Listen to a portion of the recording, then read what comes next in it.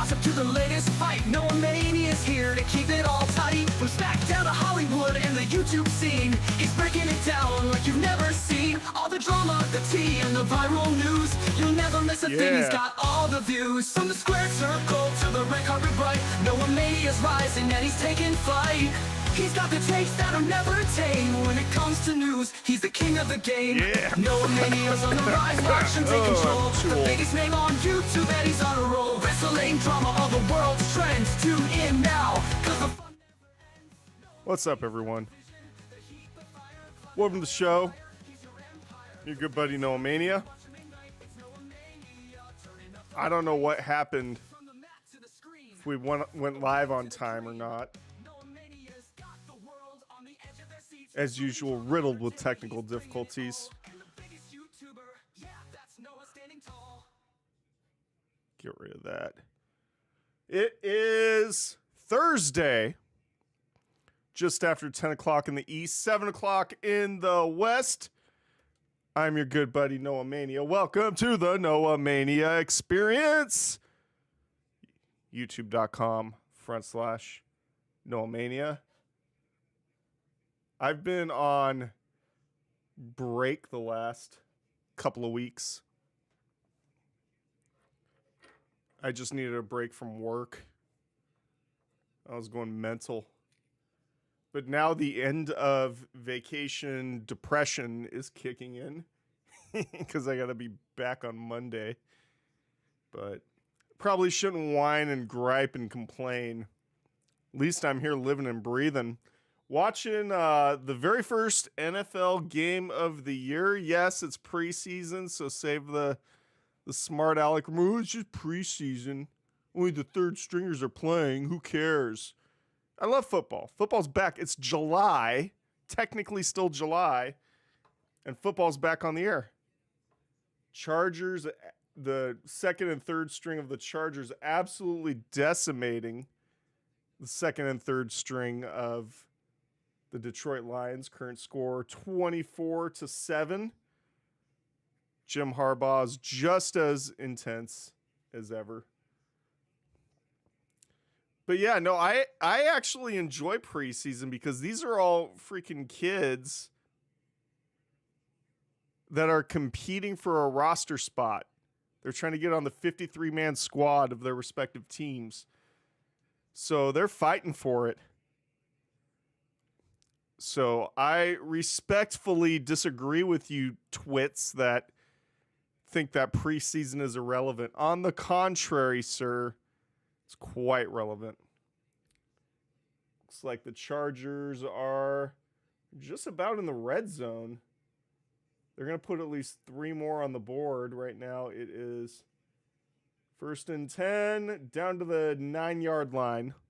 Looks like. What's going on in the live chat? Josh, he put that in the live chat after I scheduled the stream. Here, let me bring the chat up on the screen. So Josh put that in there a couple of days ago. Are you going to be doing a watch along for Summerslam? And the answer to that question is no, I am not. I think it's fun doing there's a couple of reasons. Why. Number one, it's a pain in the ass doing watch-alongs. I have to set up all my gear in another room, and I got to perform for 5 hours straight. It's very exhausting. 2, Mike isn't going to be over both days this weekend because he's got to work, and that's another thing I got to get into here in a little bit. And third, I got my brother-in-law coming over with his kid who likes WWE. We're going to watch it and chill. So no watch along, unfortunately. But I'm going to be making some pretty cool changes to the channel that I guess I'll just tell you all about right now. But let me see what else is going on in the chat first. Mohammed, hi Noah Mania and the Scoop. I'm here to turn you babyface. I know who said that line. It's from the old Scoop intro. Yeah, sorry. We're still not speaking. It's a shame. Mohammed says, I hope you are doing well, and same with everyone here, and R.I.P. Hulk Hogan. I am going to talk about Hulk Hogan. That's something I'm going to talk about here this evening. There's a lot of mixed emotions around it. So we'll talk about that. So what's the plan for the channel? So my goal is 2 shows a week from this point on. 2 shows per week, Tuesday and Thursday, live 10 Eastern, 7 Pacific. The No Mania Experience. But they'll be kind of different. There's going to be different things on both the shows.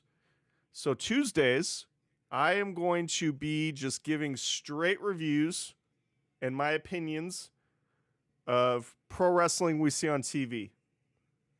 That's what I'm going to focus on. Go over what happened through the kayfabe perspective, what my thoughts are on it. And there you go. So wrestling fans will love that. On Thursday, what's Thursday going to be for? Well, Thursday, this show, in fact, tonight's show is going to kind of follow that format. The theme of the Thursday experience is going to be, we are going to go through what's going on in the world of professional wrestling, the backstage news, gossip, also non-wrestling stuff, entertainment, pop culture, politics, current event type stuff. And if there's an upcoming PLE, I will give my predictions on the Thursday show. And guess what? That's everything we're going to be doing here tonight. Got lots of news to talk about in wrestling, pop culture. We're going to preview SummerSlam. We're going to talk about the news. The Grim Reaper really tore his way through the 80s. I got to say. It was quite sad. We'll talk about that. There's also another little project I'm working on. I've already made the financial investment into it. It's that project that I've been surreptitiously referencing on this show for quite some time now, and that is I'm doing something big behind the scenes. You're not even going to know it's me. And you're not going to know what it is until it's too late. You'll find out eventually. But it's something big. And I'm hoping to move the needle on YouTube with this big thing I'm working on. But we'll see. If it doesn't take off, you'll never hear about it again. And I'm not going to tell you what it is either. Unless I'm successful. See, I'll tell you what my problem is. My problem is when I'm right, when I get it right, when I win, when I'm victorious, I got to gloat about it. Oh my gosh, do I have to gloat about it? Yes, I do. And if I lose, which is often, if I fail, get my usual stateroom on board the failboat, I like to keep that shit under wraps. Very thin-skinned. Can't help it. Can't help it. Oh my gosh. All right, score's 27-7 now. Looks like the Chargers settled for 3. Pretty cool. I did think something was Noah's Soapbox. What's up, Talkman T? Tony H. H. Tony H. What's going on, man? How about them Detroit Lions? Watch, Tony's going to say, oh, it's just preseason. Doesn't count. Yeah, but all those babies that are shitting the bed out there are fighting for a 53-man roster spot. They're having a rough night at the office, let me tell you. Let me tell you. Did you guys hear about Shannon Sharp? Yes. Of course, football. It's football, man. Anytime football's on, you gotta watch it. How about that shit show, Shannon Sharp? Oh my gosh, it's so ironic. Because I remember when the whole Colin Kaepernick scandal was going down around kneeling and him allegedly getting banished from the league.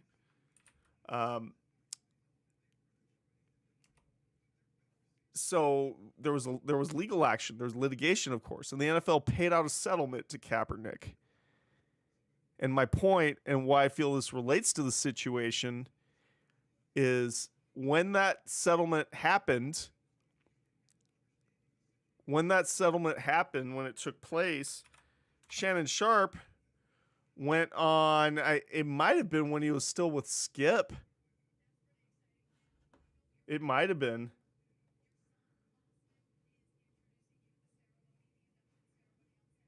But he said the NFL settling with Colin Kaepernick was not an admission of guilt, but it was an admission of a guilty conscience. And so the news, Shannon Sharp out at ESPN, he's fired from the network completely. He settled with the woman that accused him of raping her.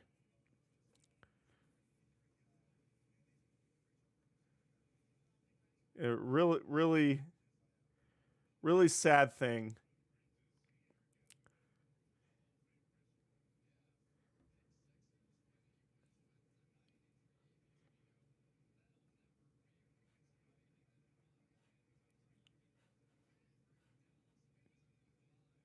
Sad. Sorry, I was trying to do something, but it wasn't working. Let me just see if I can share this picture. My jokes are so lame.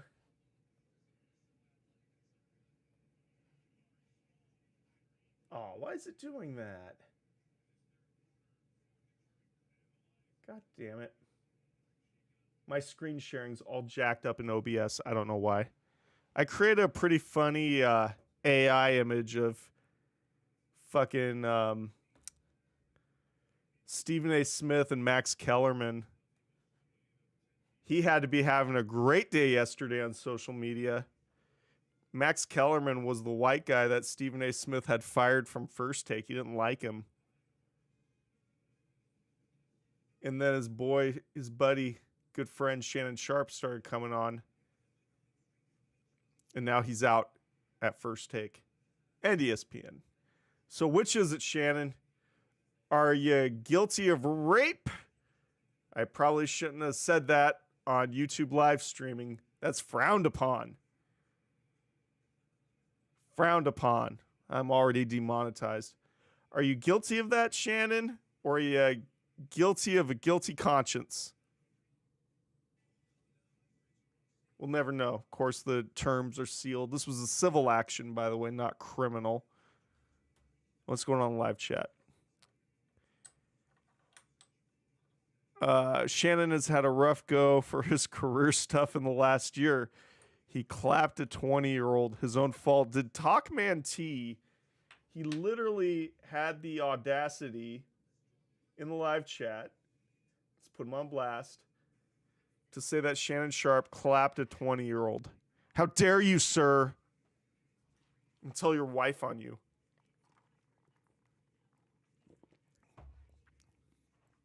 I also am not a big fan of Stephen A. Smith anymore. I used to be a big fan of Stephen A., especially when he would relentlessly torment Cowboy fans. He's a funny guy to listen to. Pretty smart when it comes to basketball also. But he's basically turned into the Joe Rogan of the sports podcasting community. He's a Trump supporter. So it's very hard for me to separate that from him since his whole job is talking. So unfortunately, I don't think I can be a fan of Stephen A. Smith anymore. Good work, Stephen A. I just don't get it. I do not get how anyone in their right mind can support those right-wing nut jobs.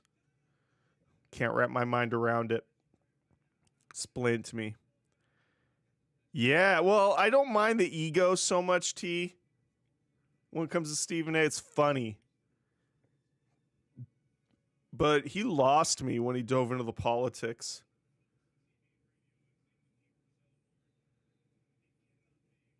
It's just really... I thought he was smarter than that. It's a shame.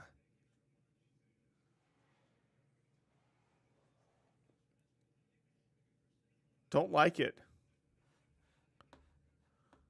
What's up, Matt? Matt Helms. What's the weather like in Vegas? Oh, that shooting I heard about was so sad. We've had a lot of mass shootings this week. And once again, the politicians are going to just offer their thoughts and prayers. That's how it always goes. But real shame what happened in Vegas and in New York City.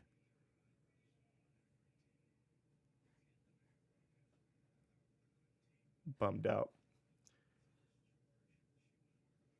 Just thinks his takes are the smartest thing ever. He used to be more open in the past about topics. Yeah, I don't know about that guy. So we've had a string of really sad deaths just this month. Now, my birthday fell on July 22nd. Mike's birthday was yesterday, by the way. So that was fun. But my birthday was on the 22nd, and I woke up to notifications on my 39th birthday of the Prince of fucking Darkness, Ozzy Osbourne, passing away at the age of 76. Just like, what was it, 17 days after his final concert? The big Back to the Beginning show? Which turned out to be just a living memorial for Ozzy. Like, you couldn't have planned it better. And that was his final dying wish that Sharon granted for him, aside from moving back to England. Ozzy sounded like shit. He looked like shit. But everyone in that stadium respected him, and they were there to honor him. And watching the feed of the concert, it tugged on my heartstrings. I've had Mr. Crowley stuck in my head for a week now. And then yesterday, of course, he was buried at his home. Ozzy wanted to be buried at his big estate. And part of it is they're going to plant a tree over his head. And they had the burial today. Sharon Osbourne's a fucking mess. I feel so sorry for her. I just can't imagine. And she has a big support system of family around her to help her get through it. So I'm not saying she won't get through it, but just think about it. She has devoted the last, 45 years to caring for this man, keeping him alive, managing his career, making sure he doesn't kill himself with drugs or alcohol. She's eaten an ass kicking from him that is widely known. He was hopped up on something and almost choked her to death. That's well known. It's been acknowledged in interviews on the Howard Stern show a long time ago. So for Ozzy, for them to have that big celebratory moment with Ozzy and all of his contemporaries, his friends, family, loved ones. Kelly got engaged to be married. Just riding high, even though health-wise he was riding real low.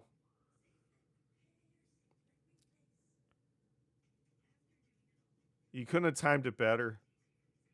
Passed away 2 weeks later, but my point is, she's been caring for him.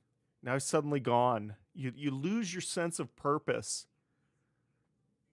Just it vanishes. Like, what does she do now? So it's a shame. What's going on in live chat? Triple H is catching some crap from today. Yeah, I saw that.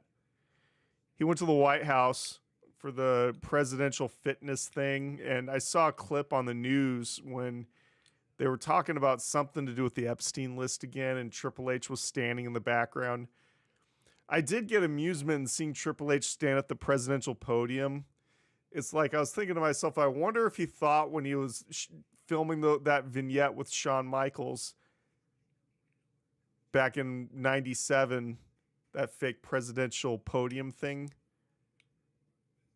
I bet he never thought in his wildest dreams he'd actually be standing at the actual real presidential podium.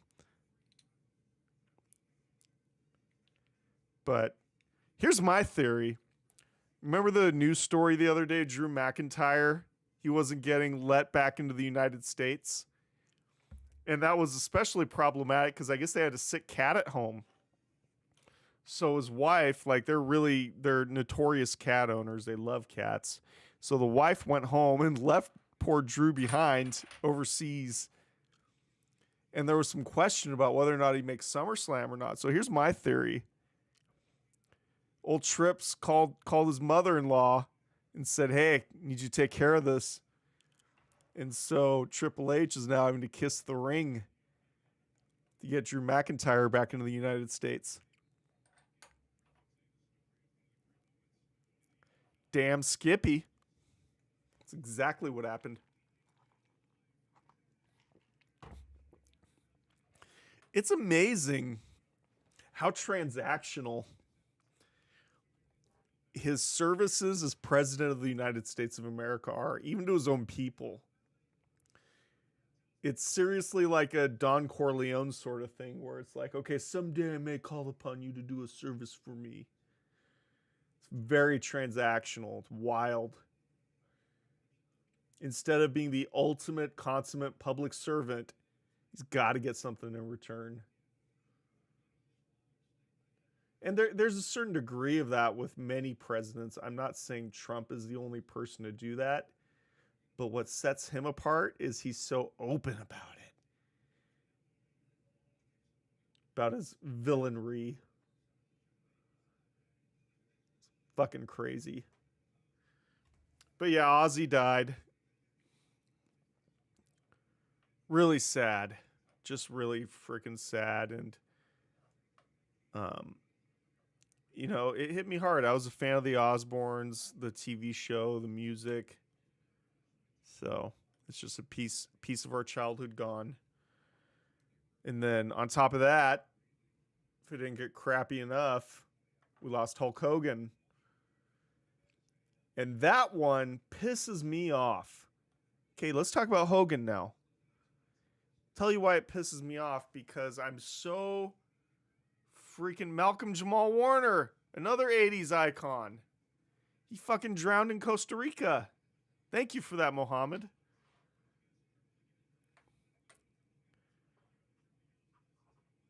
That Malcolm Jamal Warner, that guy's something else. Remember, he used to date the girl that played Myra on Family Matters?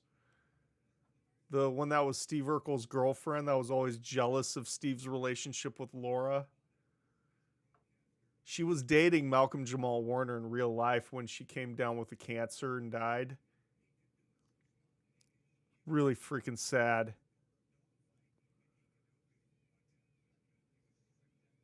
Yeah. But now Hogan's gone. And that one's got me so freaking torn. Because, and I think I've reconciled it in my brain. And I think it's fair to reconcile it this way in my brain. I think I've made myself clear here. I think nobody in the chat will disagree with the statement that I am not a Trump supporter. I'm not MAGA. I'm not a religious person. I'm very much liberal. I lean left. Does that mean I blindly support every left-wing politician? No, I do not. I'm not a fan of Gavin Newsom, the governor of California. Not a fan of his.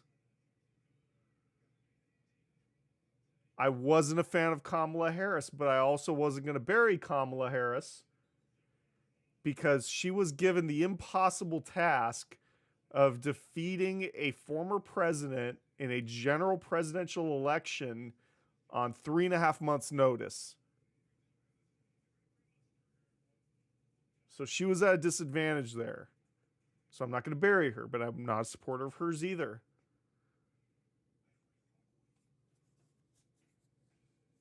So Hulk Hogan, I'm not a fan of Terry Bollea. Terry Bollea, in my opinion, is... Well, let's just look at the man and the character holistically. He was an extremely flawed individual.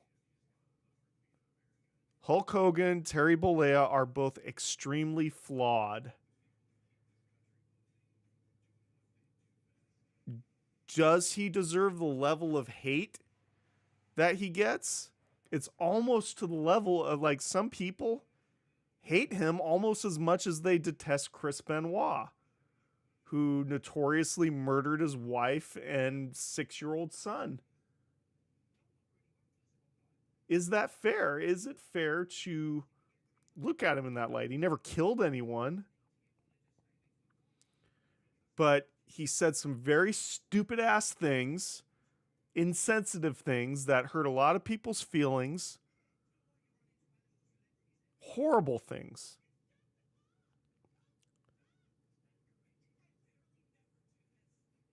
And I think he gets held to the higher standard rather than just any other flawed individual because his character of Hulk Hogan is just so beyond reproach. It's supposed to be perfect. But in reality, he's the same person that said, if you don't support Donald Trump, he basically said this. He didn't say it verbatim, but his actions did. If you're not a Trump supporter, you're not a Hulkamaniac. That hurt. The racism, that hurt.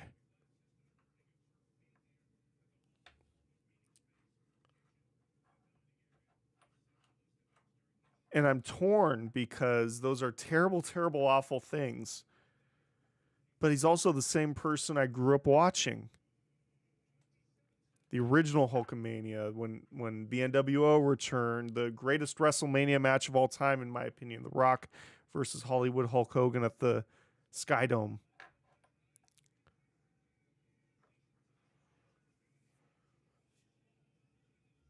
That tugs at my heartstrings. I miss that. I sat second row ringside to the July 4th, 2005 Monday Night Raw, which was a Raw and SmackDown Super Show. They were taping SmackDown immediately after Raw. That was the one where Shawn Michaels turned heel and super kicked Hulk Hogan at the end of the main event. I sat ringside for that. And then that SmackDown that week was notable because that was the Blue Meanie revenge show, when Blue Meanie got his contracted revenge match against JBL for the one night stand incident. Remember, Stevie Richards gave JBL, just cracked him over the head with that, just one of the most awful chair shots in the history of Raw or SmackDown. But anyway, back on point, I got to see Hulk Hogan wrestle live. It was cool. I liked it. So from that regard, that's what I'm going to miss. That's what I'm going to miss.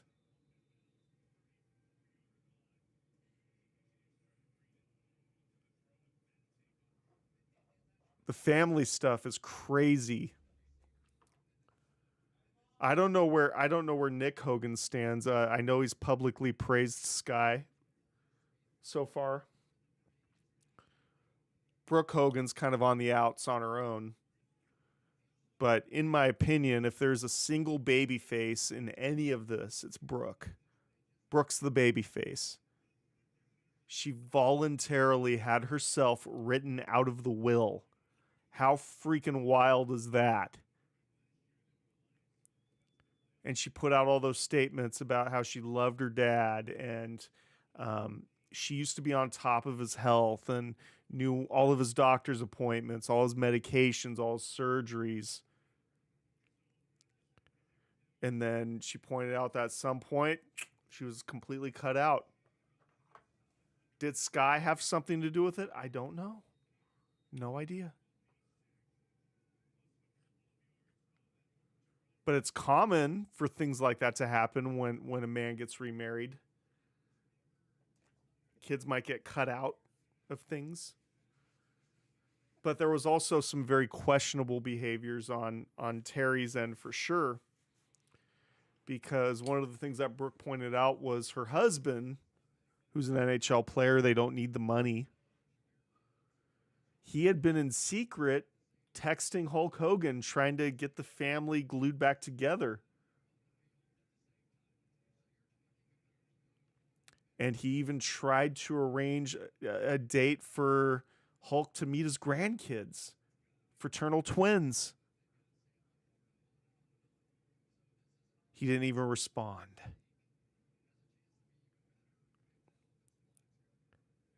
So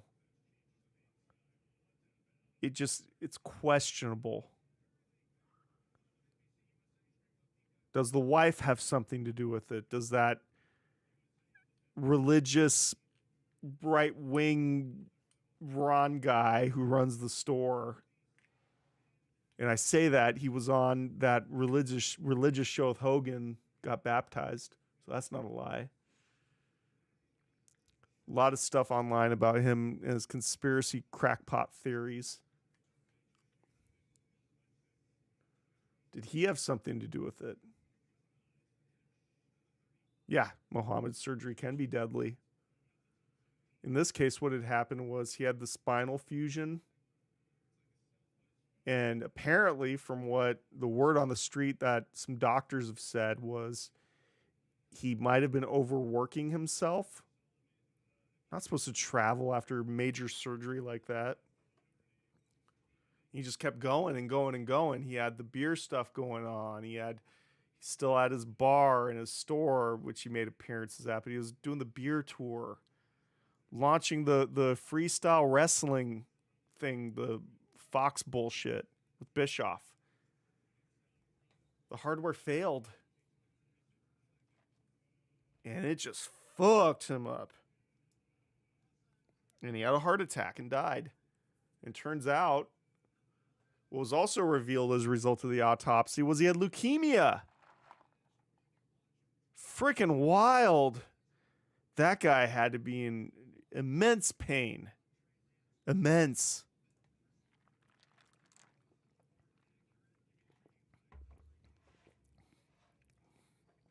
Is it okay that I am going to miss Hulk Hogan while condemning the beliefs and actions of Terry Bollea, the man? Let me know in the live chat or in the comments what you think. Is it okay for me to still feel sad that Hulk Hogan died, despite the fact that he's made those racist comments in the past? And just all the disreputable acts that he's done. Very sad. So, is what it is, though. That's life. I'm questioning my own mortality. I turned 39 on the 22nd. It freaks me out getting old. Don't like it. Don't like it at all. Let's talk about something happy. You guys catch WWE Unreal? Oh, that show's so good. I wanted to have... they pretty much dropped, I think, every single episode at the same time, 5 episodes. And it's been a smash hit. And so far, no word if they're going to they're going to get an order for more episodes or not. I really hope so. I saw the entire first episode. I tried to get through the second. I haven't quite yet. And it's really freaking good. It's really good. And the news stories that are coming out from it are interesting also. Like, there was a news article that Triple H is using this as his vehicle to make himself appear as if he's on Dana White's level. And that he's the mastermind of everything you see. He kind of is. It's very interesting. It shows the post Vince McMahon era behind the scenes. So first episode was great. Second episode, I'm still getting through it. But what jumped out at me, Bruce fucking Pritchard, Vince McMahon light. Vince McMahon light. He is a freaking dick. He had Joseph Park on the brink of crying because of that CM Punk Seth Rollins match at the end of the first Monday Night Raw on Netflix. And then it showed after the match, Joseph Park apologizing profusely to Bruce Pritchard, who's standing there like kind of all pissy about it. And then William Regal has to comfort Joseph Park. This is the Monster Abyss we're talking about here.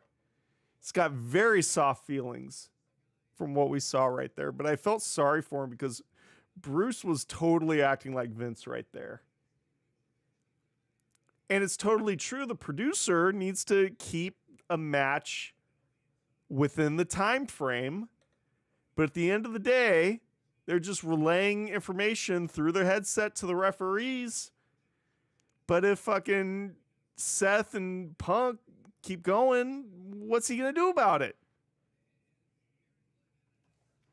So I don't know if that's fair to completely put the blame on him.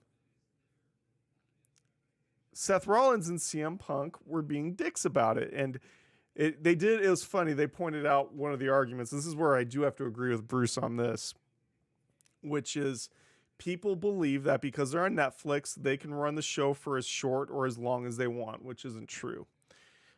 Yeah, I mean, he didn't expand on it beyond that. And if he did, they cut it out. But he's right about that. Now, if they wanted to run a 15-hour long show live streamed on Netflix, Netflix wouldn't care. Okay, stream as much as you want. You want to do a special? Stream it. I think they'd be able to get that done. I think the real problem is there are contracts with buildings, with security or police, concession workers, and some of those people are union, and there's rules around that. They have to be off by a certain time, and they have to be out of the building by a certain time. And if they're not, there's significant financial penalties on WWE. So I believe that's more what Bruce was referring to when he said that, when he was referring to the flawed belief that they could be on for as long as they want. Netflix just removes the roadblock of having to overrun onto another program and screwing up the lineup for the night. But Bruce is something else. Just don't know what. Blob. But no, I really like this show. I like it a lot. I hope they bring it back. Vince would have never allowed a show like this. Though I do wonder if it would have resulted in some additional evidence for the Janelle Grant case. On that note, I'm going to hide my shame. Give me 1 second. We still got a SummerSlam preview to get to. We'll do that in just a second. Let me hide my shame here. Let me beam out. Let me beam out of the solar system for a second. Ugh, I don't want to work on Monday. Damn it.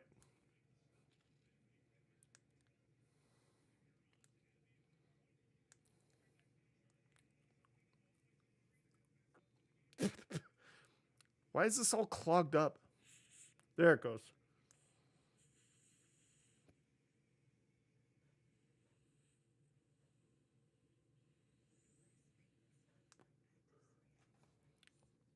There we go. Feel a little better now. Hey, Tony. I just saw the Chargers scored again. It's like 34-7. Game's over, though. I'm sure that the Lions want to get the fuck out of that Tom Benson field as quickly as possible. Head back to Michigan.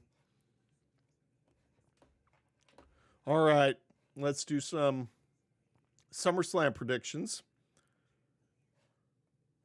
Sounds like a fun idea. All right, SummerSlam this weekend.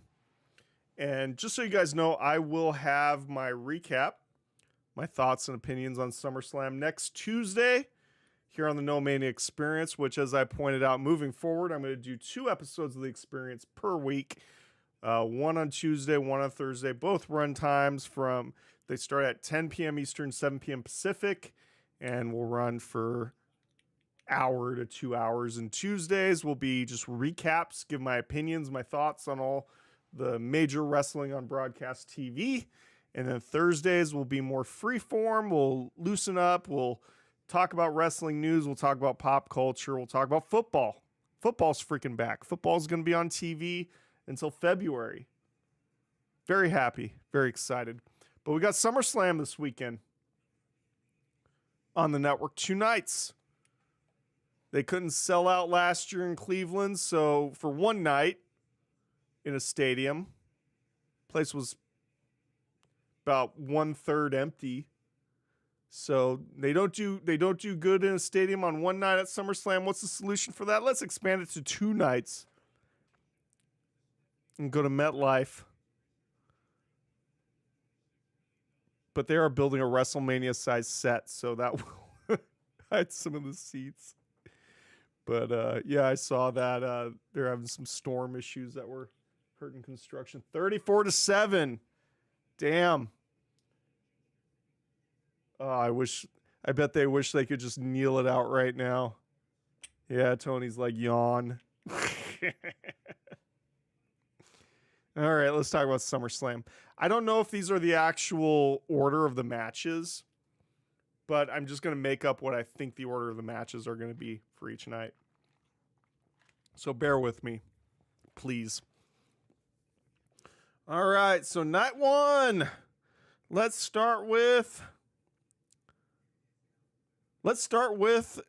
a match that I don't understand why. Help me understand why. And I've been watching wrestling full time again. I don't miss Raw, don't miss SmackDown, and I watch most of NXT. Explain this match to me. Sami Zayn versus Karrion Kross with Scarlett in Karrion's corner, of course. And the stipulation, if Kross wins, Zayn has to say the words, quote, Kross was right. But if Zayn wins, Kross must say, I was wrong about Zayn. What the fuck kind of schoolyard, playground, hopscotch, jump rope, yo mama's so fat, kick your ass at tetherball, barf up the corn dogs, and expired chocolate milk at lunch. What kind of bullshit match stipulation is that? That's stupid. What's the point? The second or third biggest show of the year, and oh, I have to say Kross was right or I was wrong about him. What the fuck? That is the match I care about the least. Paul Levesque should be ashamed of himself for this shit. Who's going to win this match? I don't care. I don't care.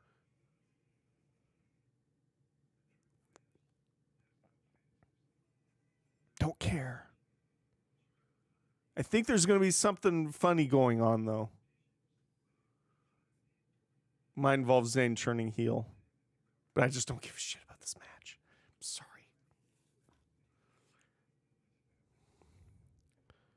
Stipulation is silly, though I agree. Cross should win and get pushed to the main event. I did think it was cool seeing how emotional that him and Scarlett were after Saturday night's main event. That was cool to see. I like that. All right. Up next. Tag team match. Drew McIntyre teaming up with Logan Paul to go up against the team of Randy Orton and Jelly Roll. Jelly Roll is somebody who, when he first blew up, and like the story about how him and Bunny came to be and their relationship and how they pretty much got each other out of some pretty unfortunate spots, I really liked him. And I was rooting for him. And I thought, yeah, his music's pretty good. It's more pop country, kind of like Taylor Swift. But now he's just annoying as fuck. He's going to try to wrestle. You can ask Mike. I thought Pat McAfee was freaking cringe in his match against Gunther. I'm trying to imagine Jelly Roll. It's not good, though. I'm not saying he's not a nice guy, but I'm saying he needs to be in the wrestling business about as much as I need a hole in the head. That was a really lame reference, I know. Couldn't help it. I'm sorry. I'm so sorry. I'm sorry. But who's going to win? Who's going to win this match? I'm going to go with Randy Orton and Jelly Roll. I think this is going to be just a feel-good moment. And then after Randy Orton and Jelly Roll win, I think Jelly Roll is going to catch an RKO. I have a sneaky suspicion. All right, let's go up next. WWE Women's Championship match. Jade Cargill competing against Tiffany Stratton for the title. I think if you don't give it to Jade, it's going to really hurt her momentum at this point. I see Jade going over in this match. How that happens, I don't know. I really don't care. I'm going to just leave that up to whatever happens, happens. And if I like it, I like it. If I don't, I don't. I'll give my thoughts on it. But I think right now, Jade Cargill's time. Tiffany Stratton had a cute little title run since, how long she had it? Since WrestleMania? Could be wrong. But I think it's time to put on Jade. Tiffany can get back into the chase for it. Won't hurt her. She's still over. Jade needs this, though. Otherwise, she's just going to fizzle out. Who knows, though? Who knows? All right. Up next. I'm a little parched, excuse me. Tag team match for the WWE Women's Tag Team Championship. We have the champions, the Judgment Day, Raquel Rodriguez and Roxanne Perez, defending against the frenemies, Alexa Bliss and Charlotte Flair. Here's what I see happening. I see Judgment Day retaining, and Charlotte Flair and Alexa Bliss are going to have a little blowout after the match, and then they're going to start feuding with one another. I don't know how I feel about Alexa Bliss's run being back so far. I really want to see her linked up with the Wyatt Six. I think that's where she belongs. It's always been confusing to me that there's obviously that major connection there, but there's no association between her and the Wyatt Six. It's a shame. I've been wanting this for a long time, so they need to fix that. But yeah, I see Judgment Day retaining Raquel and Roxanne. And there you go. All right. Last match. Or no, there's 2 more matches. Excuse me. Tag team match. Roman Reigns teaming up with Jey Uso versus Braun Breaker and Bronson Reed with Paul Heyman. This is a train wreck of all fucking train wrecks. Seth Rollins is out.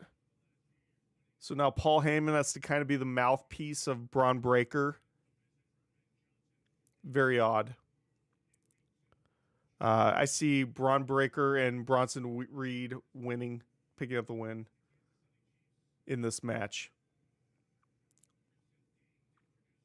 And then that's going to lead to Braun Breaker feuding with a certain someone in the main event. Of course, main event, night 1, singles match for the World Heavyweight Championship. Gunther defending against CM Punk. And your winner and new World Heavyweight Champion will be CM Punk, who will then go on to feud with Braun Breaker for it. That's my prediction for how night 1 is inevitably going to go. I think CM Punk, this is going to be his title run. He has main event at WrestleMania. He's going to have his title run now. And looking forward to seeing it. So that's night 1. Is there anything new in the live chat? Let's take a look here.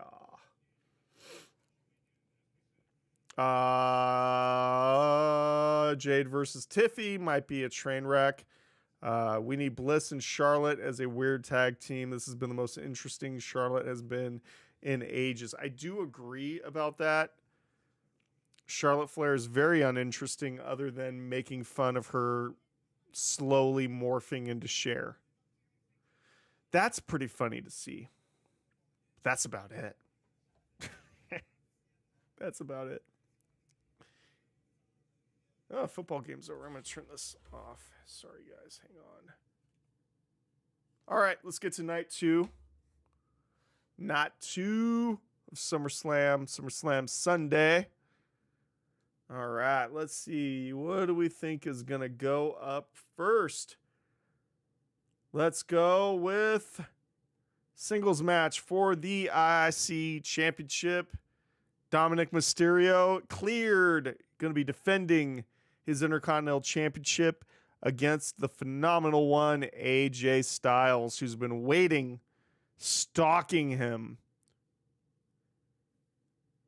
I will be bummed if Dominic Mysterio drops. I think having the belt on him has been good for his career. He's killing it as a heel. AJ doesn't need it.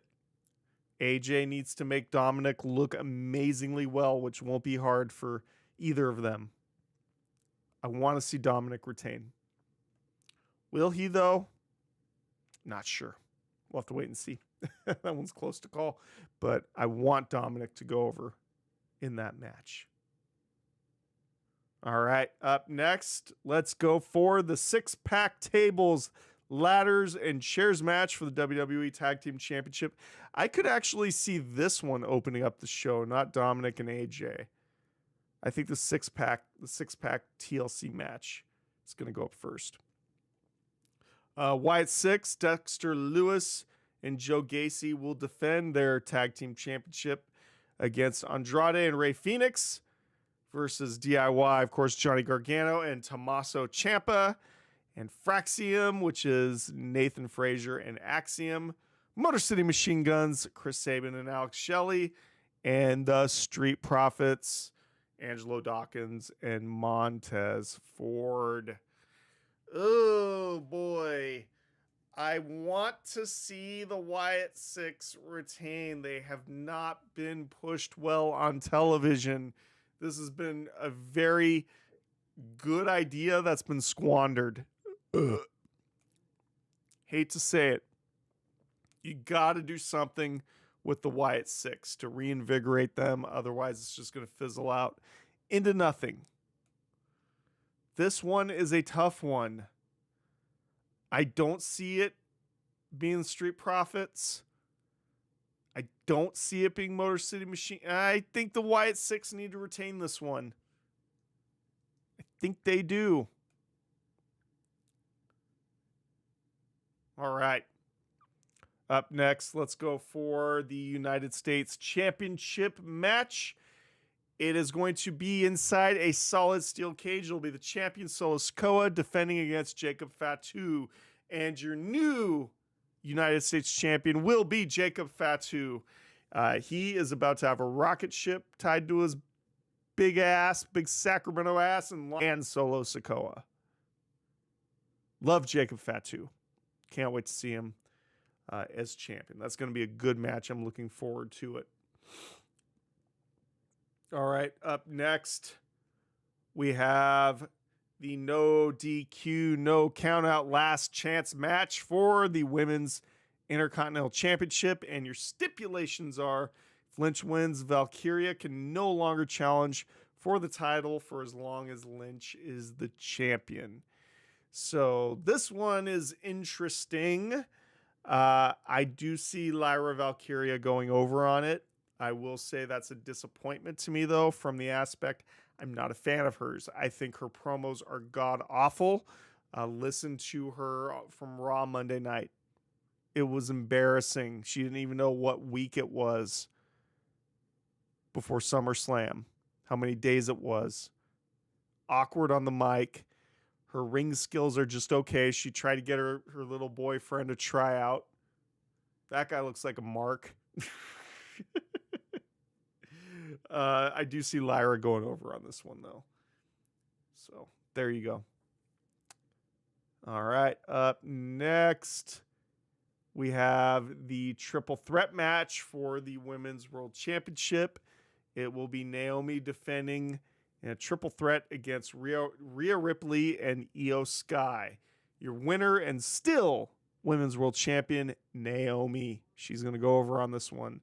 I think Io Sky's ego and Rhea Ripley's anger are going to cost them the match. I think Naomi is going to plot and scheme and slither away with the Women's World Championship on night 2 of SummerSlam. Imagine that. Main event, street fight for the undisputed WWE Championship. It will be Cody Rhodes going up against the champion John Cena, trying to get his championship back. Oh boy, this one is going to be an interesting one, folks. I'm looking forward to it. I can't wait to see it. I'll be watching it. What's going to happen, though? I want Cena to retain. I think he's doing a great job as a heel champion.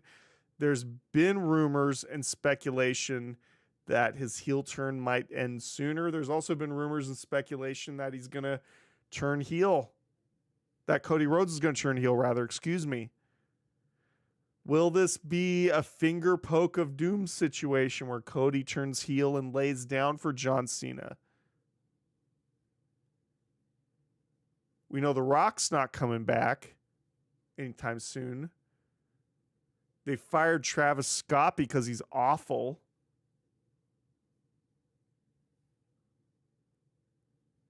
Maybe we're looking at a finger poke of doom situation. I would be shocked and flabbergasted if this was a clean Cody Rhodes over John Cena to become new champion. I don't see that happening. I think more likely we're going to see something with Cody possibly turning. Might happen. We're going to see a big swerve of some kind, though, for sure. It's going to happen. All right, that's SummerSlam. Let's see if there's anything else left here. No, I disagree with you, Tony. Jacob Fatu needs the win. Solo's awful. Yeah, he did get deleted, Muhammad.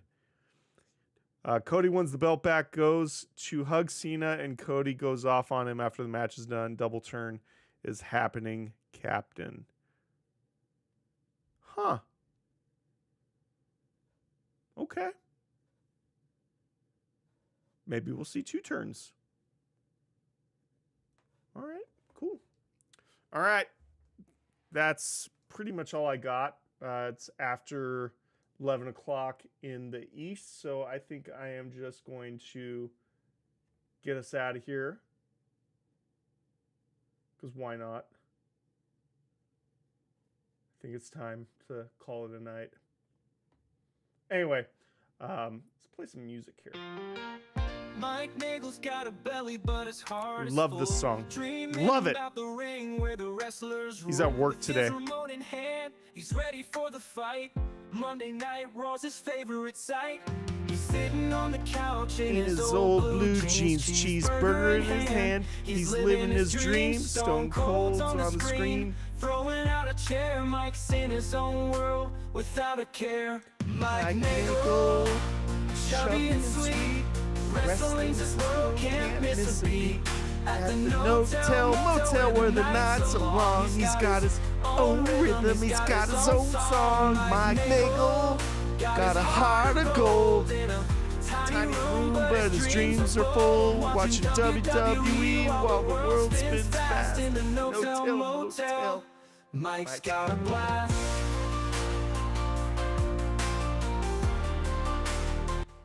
Follow me on X. X.com/RealNoahMania. Facebook.com/RealNoahMania. Smash that like button. Subscribe button. Notification bell. Do it all. Be back Tuesday. Yeah. Mike Nagel. Chubby and sweet. Wrestling's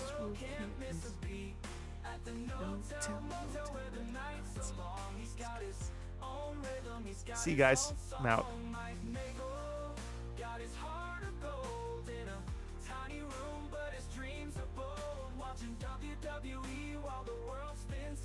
In the no-tell motel, Mike's got a blast.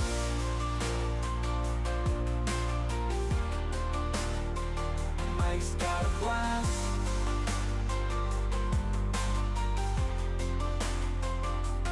Maybe one day Mike'll step in the ring. He'll raise his arms high and make the bells sing. But for now, he's the king of his little motel, where the world's a big story that he loves to tell. Mike Nagel, chubby and sweet. Wrestling's his world, can't miss a beat. At the no-tell motel where the nights are long. He's got his own rhythm, he's got his own song. Mike Nagel got his heart of gold in a tiny room, but his dreams are bold. Watching WWE while the world spins fast in the no-tell motel. Mike's got a blast. So here's some Mike Nagel with his WWE. The world's his wrestling ring, can't you see? In the no-tell motel where he's free to dream. Mike's a champ in his own sweet scene.